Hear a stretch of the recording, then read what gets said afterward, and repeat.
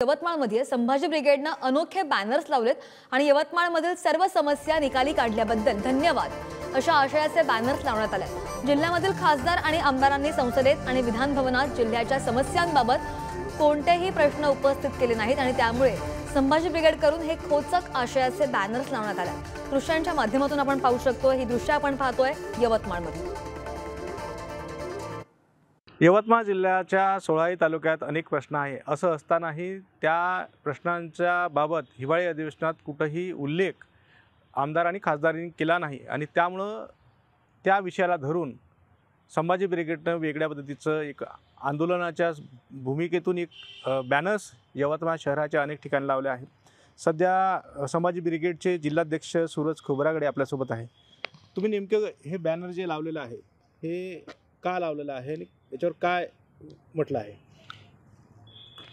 यवतमाळमध्ये आणि जिल्ह्यामध्ये कितीतरी समस्या आहे, पण याची वाच्यता विधानसभेमध्ये अधिवेशनात करायला पाहिजे होती, पण ती कुठलीही अधिवेशनात त्यांनी वाच्यता केली नाही। कुठलेही प्रश्न यवतमाळचे मांडले नाही आहे। म्हणजे याचा अर्थ या आमदार खासदारांनी सर्व यवतमाळमधले प्रश्न सोडवलेत का? हा आमचा त्याच्या मागचा उद्देश।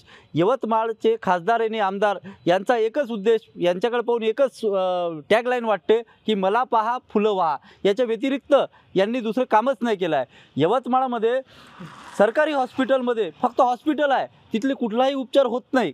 तिथे कुठल्याही प्रकारचा सामान्य जनतेला तिथे उपचारासाठी साध्या गोळ्यासाठी त्यांना बाहेरून घ्यावं लागते। सिटी स्कॅन असो, ब्लड टेस्ट असो, त्या बाहेरून आणावे लागतात। तरीसुद्धा तिथला प्रश्न इथल्या आमदारांनी घेतला नाही। खरडून निघाली आहे जमीन, ह्या खरडून निघालेल्या जमिनीचा कुठलाही विषय आमदारांनी आणि खासदारांनी आपल्या बोलण्यात प्रश्न मांडले नाही आहे। विमा भेटला नाही आहे।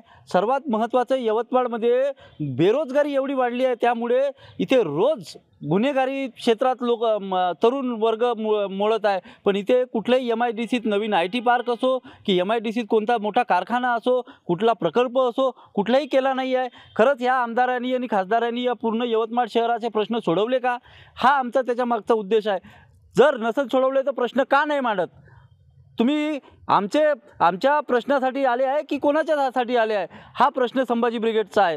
म्हणून या अनुषंगाने त्यांना लाज वाटायला पाहिजे की बा संपूर्ण प्रश्न खरंच सोडवले का। म्हणून यासाठी संभाजी ब्रिगेडने यवतमाळ आणि यवतमाळ जिल्ह्यातील सर्व तालुक्यात ह्या बॅनर लावले आहे। निश्चितच